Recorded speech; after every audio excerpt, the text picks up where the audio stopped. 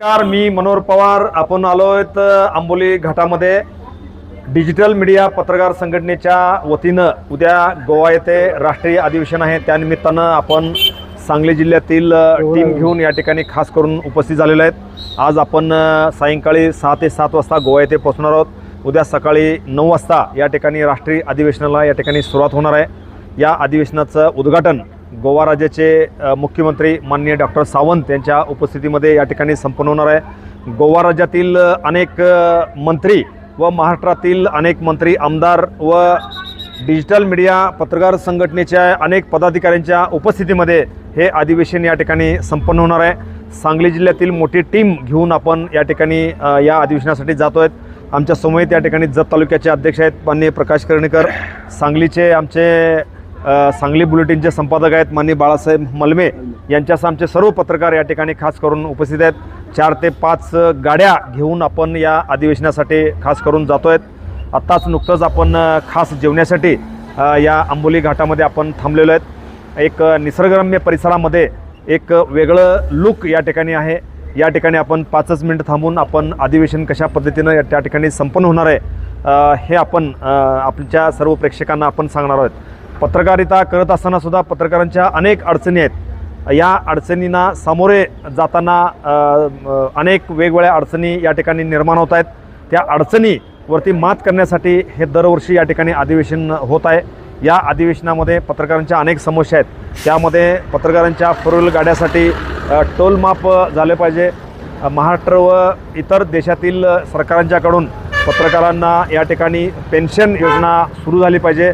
पत्रकारांना घरकुल मिळालं पाहिजे.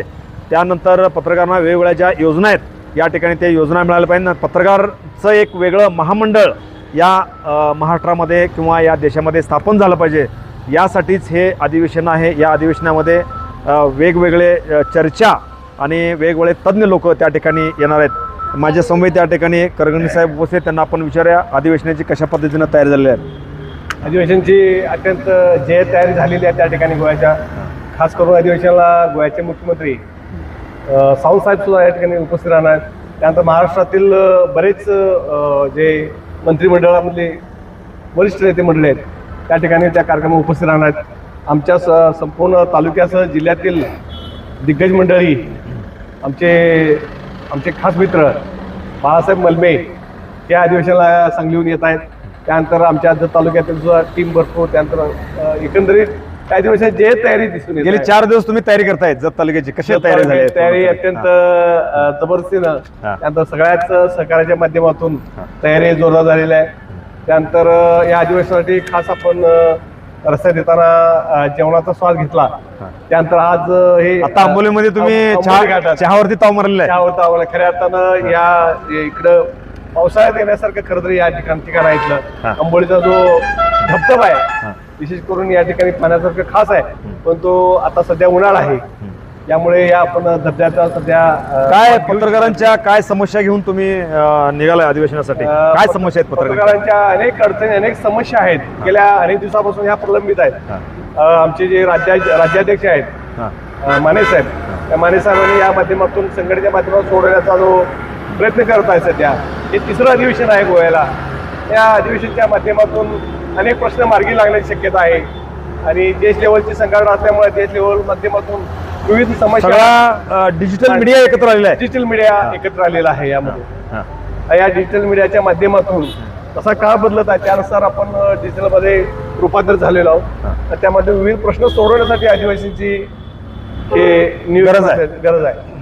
उद्या सोमवारी या ठिकाणी सकाळी 9 वाजता अधिवेशनाला सुरुवात होणार आहे. या अधिवेशनाचं उद्घाटन गोवा राज्याचे मुख्यमंत्री डॉक्टर सावंत साहेब यांच्या उपस्थितीमध्ये हे अधिवेशन या ठिकाणी संपन्न होते.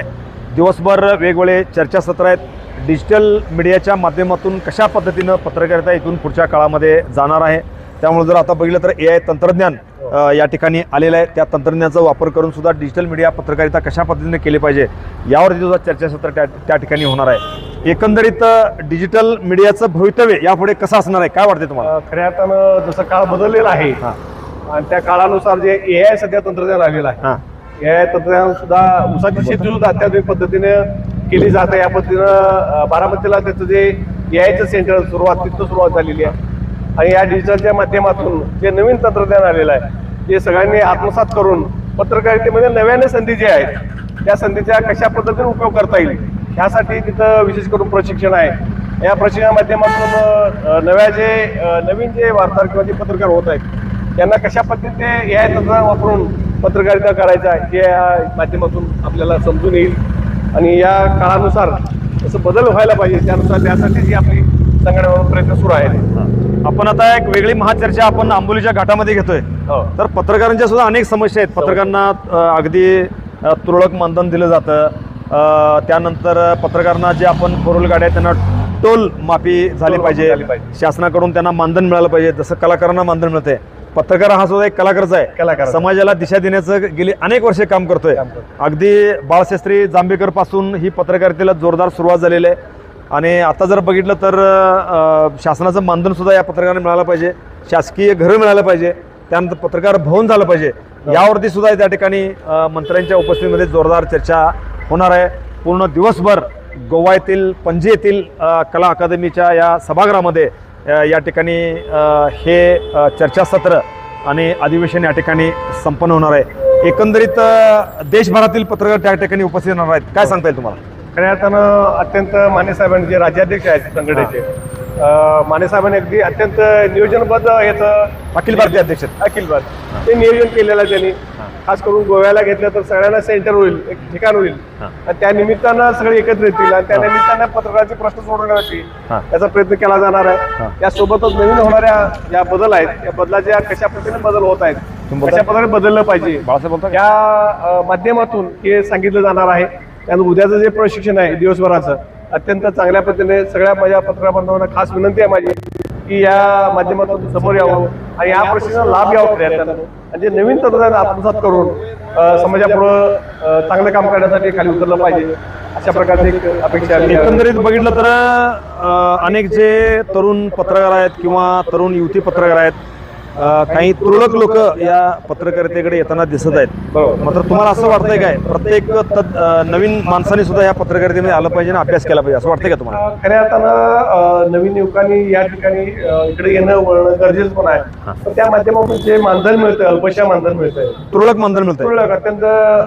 कमी मानधन मिळतंय। या कमी मानधनावर सुद्धा काम करणारे जे काही पहिल्यापासून जे इच्छुक आहेत किंवा ते काम करण्यासाठी तयार आहेत अशा पत्रकार ते काम करतच आहेत। यासोबत नवीन युवकांना सुद्धा संधी आहे एक प्रकारची पत्रकार क्षेत्रात उतरायला काही हरकत नाही, अत्यंत चांगल्या पद्धतीने करिअर सुद्धा करता येते। पण चांगल्या पद्धतीने काम केलं तर तुम्हाला 100% तुमचं योगदान हे द्यावं लागणार आहे, तर काही ठिकाणी पत्रकारिता हे तुम्हाला सिद्ध करता येईल। माझं नेहमी एक वाक्य असते की झाडं उपसायच्या कामाला कोथमीर उपसायचा पगार दिला जातो, त्यामुळे असं तुरळक मानधनामध्ये सुद्धा ताटमानेनं या संपूर्ण भारतामध्ये पत्रकारिता सुरू आहे। त्यामुळं आज तिसरं अधिवेशन अखिल भारतीय डिजिटल मीडिया पत्रकार संघाचे जे अध्यक्ष आहेत माननीय राजा माने आणि महाराष्ट्राचे प्रदेशाध्यक्ष आहेत माननीय सतीश भाऊ सावंत यांच्या उपस्थितीमध्ये एक जोरदार अधिवेशन उद्या गोवा येथील पणजी येथे होत आहे। त्या अधिवेशनासाठी संपूर्ण सांगली जिल्ह्याची टीम आपण घेऊन या ठिकाणी जात आहोत। आता अगदी आपण चहा पिण्यासाठी आंबोलीच्या घाटामध्ये थांबलेलो आहेत। जर बघितलं तर आता आंबोलीचा बाजूला इथं घाट दिसतोय, पण एक टिपूस देखील पाणी सध्या नाही आहे, कारण पावसाळ्यामध्ये या ठिकाणी मोठ्या प्रमाणात पाणी येते। आपण आणखीन काही ट्रिप आपण पत्रकारांची आंबोली घाटासाठी करणारच आहोत आणि आता आपण गोव्याकडे आपण प्रयाण या ठिकाणी करतोय आणि आज या ठिकाणी इथं वेगळी चर्चा घेऊन आपण हे चर्चासत्र या ठिकाणी संपन्न केलेलं आहे। माझ्या समवेत या ठिकाणी ज्येष्ठ पत्रकार आहेत, सांगली बुलेटिनचे संपादक माननीय बाळासाहेब मलमे, आमचे माडगावचे पत्रकार आहेत गोविंद निकम, माझ्या ठिकाणी या ठिकाणी विठ्ठल हेगडे साहेब आहेत, 7 स्टार न्यूजचे, बिग मराठी टीव्हीचे संपादक आहेत माननीय प्रकाश कर्णीकर साहेब, आमचे संधी साहेब आहेत संघर्ष न्यूजचे, आणखीन बऱ्याच गाड्या आमच्या सांगली जिल्ह्यातून पाठीमागे थांबलेल्या आहेत। त्यामुळं आज रविवारी आहे, त्यामुळं जर बघितलं तर आपण प्रचंड गर्दी आहे, त्यामुळे अगदी मुंगीच्या पावलानं आपण गोव्याकडे या ठिकाणी प्रयाण करतोय आणि बाकीची माहिती आपण रात्री 9 वाजता कशा पद्धतीनं आहे ते आपण देणारच आहेत। आपण इथंच थांबूया, धन्यवाद, नमस्कार। ताज्या बातम्यांसाठी पाहत रहा संघर्ष माझा जत।